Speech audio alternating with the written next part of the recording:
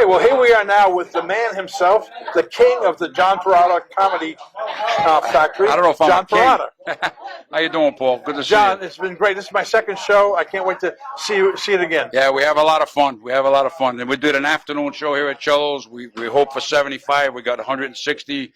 We turned away people. We're very excited about bringing afternoon comedy into the fold besides our night shows. You know, it's kind of ironic when we're here in Warwick because you're known as the Italian Don Rickles, right? Yeah, yeah. And when I was a kid, my mother took me to the Warwick tent to see Don Rickles. I met him there. And you brought me right back to that. I went over to the fence and talked to him, and he sent me an autographed picture, which I don't know what I did with. I can't find it. He said, "Hey, John, thanks," and it was cool having an autographed picture. I don't know what happened to it. Sure. Now, let's talk a little bit about your show or your school. Yeah, we do a comedy class, the $200 comedy course. Rockin' Joe Hebert, Colleen Galvin, and myself. We started this class. We've done about 5 classes. We had 24 students in the last one. Nicole was in the show today. You interviewed. She was from our class, and a lot of them continue to do it, and we help them get stage time. It's a lot of fun. It's the $200 comedy course starts September 12th in Warwick. If they want to go into that, they can call me at 639-7726, and we can set it up. You know, it's a great time. Only in Rhode Island can you give a phone number without having to give the area code. I know, right? I lived in Texas, and in 33 years, I had 5 different area codes. Oh, my God. Yeah, only in Rhode Island. I could go to Westerly. It's still 639-7726. There you go. But you guys, hey, great to see you, Paul. I appreciate Thank you, guys supporting the Comedy Factory, and we plug the Rhode Island Wave wherever we can. Mm-hmm. You guys are a great paper, and we're really happy. You know? I admire what you're doing for young startup comics. Yeah, I work hard to try to give comics a shot. You Sure. know, it's part of what I like to do. You know. I'll see you in September. Yeah, you're taking the class. You bet. All right, thanks, Paul. Thank you. Okay, and now we're on to the transvestite side of the show. And we're speaking with Grandma Martha. How you doing, Grandma? I'm all right till you call me a transvestite, but it's all right. Had to break up the show. You had too many penises in the show. Tell us about your background, Grandma. Hey, I've been around a while. I knew the Dead Sea when it was just sick, you know. Been around since God was a boy? Exactly. I was a waitress at the Last Supper. But, no, I've been doing comedy a long time. I've been doing The Little Old Lady for a while. It works good around here because everybody had a grandmother like this or an old aunt like this, and I can get away with stuff that normal people can't say. You know? Sure. Because I got St. Peter at spitting distance. Nobody cares. 5 more years, I get my face on the Smucker's job. A lot of older men hit on you? No, they were all dead. Actually, I've been widowed 3 times, you know. Really? My first husband died eating poison mushrooms. Mm-hmm. My second husband died eating poison mushrooms. My third husband got pushed out of a 3rd-story window. He wouldn't know those goddamn mushrooms. You gotta laugh, because if you hold it in, it turns to gas, you know. Amen. That's what they tell me. That's what they tell me. But I'll let you do the question. Go ahead. I'm sorry. I'm almost. I have to talk fast because, you know, at my age, who knows? Good. No, appreciate you guys. And you had a good time over with the Prince, huh? Yes. Prince is a lot of fun. Mm-hmm. He's got a nice act.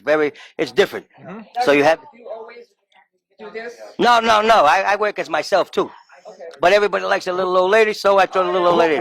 So who is yourself? Well, my name is Brian Vincent. Brian Vincent. I've been doing comedy probably professionally about 10 years. I've been doing the little old lady about 7 or 8. Mm-hmm. You know, but they like the little old lady. Oh, yeah, and like I said, I can do nursing homes, assisted livings, things like that, where regular comics can't. Sure, yeah. So they can relate to you. Yeah, exactly. But the only bad thing about working with old people is every time you put your drink down, somebody puts their teeth in your glass. But I could tell the same jokes every day, and I'm a smash. There you go. But yeah, so I 10 minutes later. Exactly. Oh yeah. But I alternate between myself and the little old lady. But when I see this, you could actually do. I've done both. I've done both, but it's tough pulling a Mrs. Doubtfire, changing a bathroom stall. It's a lot of work. But that's the reflect. That's the Mrs. Doubtfire. Mrs. Doubtfire with an Italian accent, exactly. Yeah. Hey, if Mrs. Doubtfire had a mustache, here you go. But now I do it because it breaks it up, and like I said, I can get away with stuff that normal people can't. Mm-hmm. But you know, I've been doing. In fact, the way I learned comedy is the old way. From my friend, he was a comedian back in vaudeville. He worked with Jimmy Durante, Jackie Gleason, Red Skelton. So that's the way I learned. So that's the way I do things. Right. Yeah. You know, and I tell fast. You know, like I tell with the old people, I have to tell fast jokes because they pass away before the punchline. But it keeps me busy. What have you got on the schedule for upcoming? Actually, I got appearances? my April and May are pretty busy. I work with John Perrotta a lot with his Comedy Factory, and I do a lot of private things. But we're actually planning a big thing for Martha at the end of the summer. And whenever I do something big for the old lady, I always donate. I have to talk to them first, but I always donate to the Hope Center. It's an Alzheimer's daycare center. So we're actually planning. Remember that old show, This Is Your Life? Yes. We're going to do that for the old lady. Awesome. So we're still working on everything, but I need to call them to make sure we can put the donations there. So it should be a big thing at the end of the summer, if I'm still living. So, one last question. Yes, sir. Do you have an ownership interest in Martha's Vineyard? Mm-hmm. Yeah. How are your wines? No, I never How are like your wines? wine. Always reminded me of people's feet. It's a pleasure. Martha, thank you very much. Thank you very much for having me. Thank you very were much. The highlight of my day. Well, thank you. I appreciate it. And cover up those toes. Okay, now here we are talking with one of our other performers today, Stephen DeNuccio. Stephen, welcome. Hi, how you doing? Great, great. I enjoyed Pleased. your performance very much. Thank you so much. I like the rap that you did, the opening.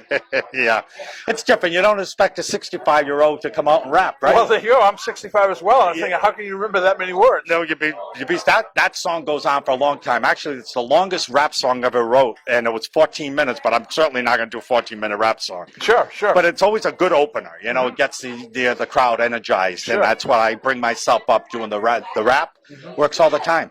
How long have you been in comedy? Well, 1979, I was working on a cruise ship, the Song of America, and I used to play. And then, next thing you know, I was doing parody songs later when when the kids left the room, the adults were there, and I was doing parody songs. So I developed my own routine. As a matter of fact, I didn't do it tonight, but I do like the Wizard of Oz and everything. A lot of musical parodies. And one day, the Disney showed up. They were looking at ships and whatnot, and they were thinking of doing a cruise ship in the future. And next thing you know, I'm playing piano for them. And So then, you were a Disney cast member? yes. And I draw for Congratulations. them right now, and I just love it. Steve at Steve Jazz on Instagram. You can check all my stuff. And so they saw me drawing, and I'm on my breaks. And then next thing you know, I'm drawing pictures for them.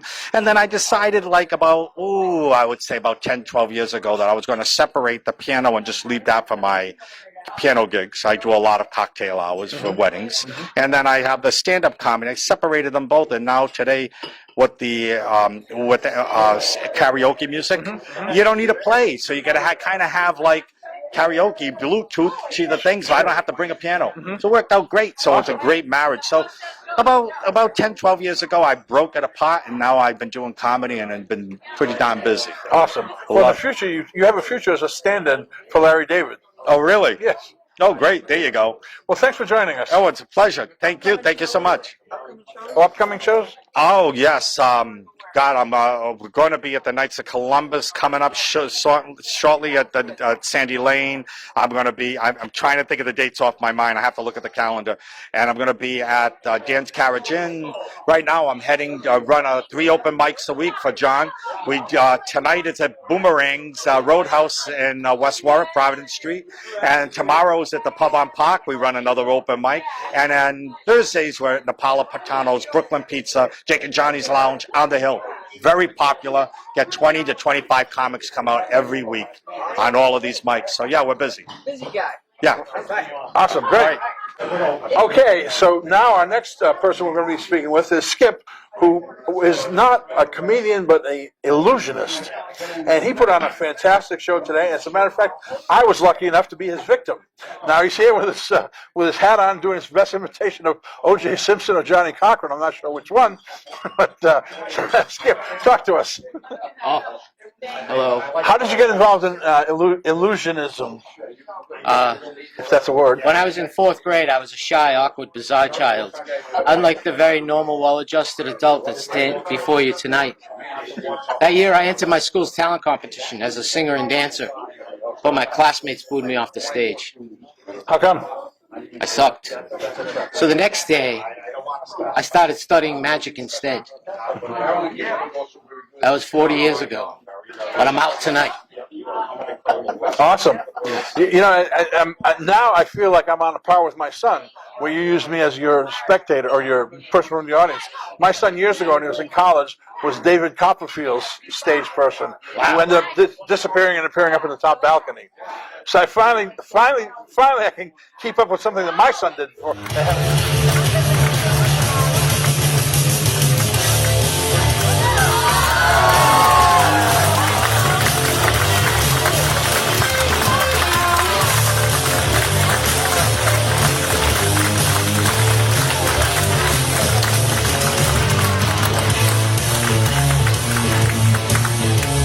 Paul, does that look like the watch you gave me?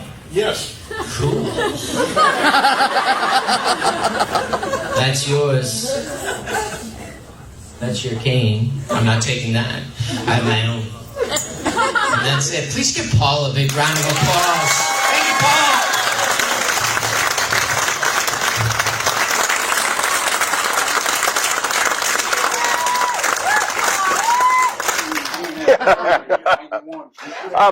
Where do you go from here? I was going to stop by Trader Joe's and pick up some eggs.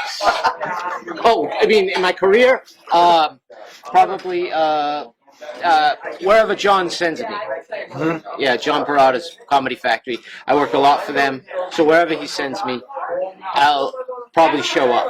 So do you do primarily Rhode Island, or where do you perform?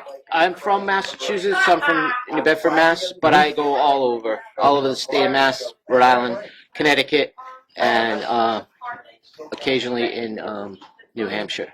Good, good. Well, Skip, I mentioned this off camera, but I want to say it again on camera. I'm a fourth-time stroke victim.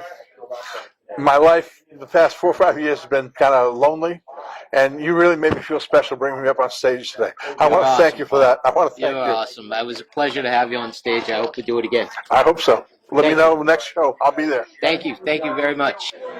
Okay, folks, here we are. We're on our second John Perrotta's Comedy Factory comedy show. Today was at Chelo's in Warwick, Rhode Island. Outstanding performers, and one very special performer making her real debut in front of a full live audience was Nicole Odabashyan, age 36. There you go.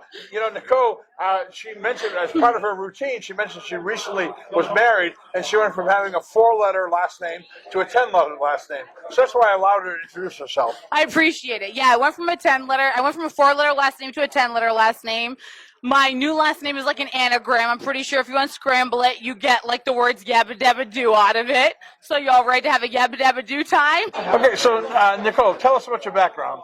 Yeah, so my background, I'm 36 years old. I grew up in Warwick, Rhode Island. I went to URI, and then I became a nurse. And while I was nursing, I was like, wow, there's a lot of funny things that I see all the time. And I feel like I have this God-given ability. Like, I would always make my patients feel very, like, at home. And they would always laugh. And they were like, you are so funny. So I said, maybe I'll just go try this stuff professionally, and come to find out I'm not too awful at it, and it works. So that's my background. Actually, I thought you were quite good. Thank you. I appreciate that. And I'm sure nursing, especially in these days with COVID, is a real intense, high-pressure kind of job. So this must really serve as a good release for you, huh? Yeah, no, it 1,000% is intense, but honestly, at the end of the day, you just need to make everything, like, things are like a pressure cooker, and if you can give someone, like, in someone's like dying hours, like I've had patients before, they're on their deathbed, and do you know all they want to do? They don't want to cry. They don't want to talk. They want to laugh. Like they do. They just want to laugh. Like they just like want to feel the best they've ever felt, and I'm able to do that through comedy. And if I can do that for people that are here or for people that are on their deathbeds, like that's what I want to do. Great.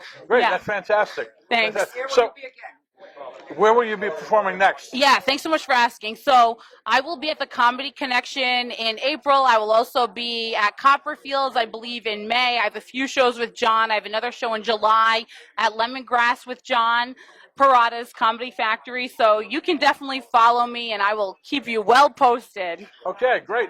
So do you have an inspiration, a role model in comedy, female comedy? Honestly, not necessarily. I come from like a pretty funny family.